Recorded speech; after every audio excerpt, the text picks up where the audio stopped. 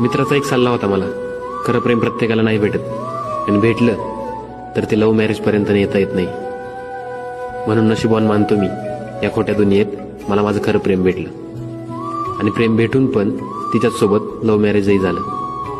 सोपं वाटत नव्हतं हे सगळं, अशक्यच, दोन्ही घरांमधून परवानगी घेणं. पण ती नेहमी बोलायची, मी आहे तुझ्यासोबत. आणि तिच्या ह्याच प्रेमामुळे मीही बिंदास झालो. आणि त्या धाडसामुळेच काल मला अरे म्हणणारी आज मला आहो म्हणते. हा बदल लव्ह मॅरेजचा आहे. गैरसमज आहे आपला, हल्ली लव्ह मॅरेज खूप होतात म्हणून. खरं तर फक्त लव्ह खूप होतात. लव्ह मॅरेज हे ठराविक जणांचेच होतात. आणि त्यात माझा नंबर.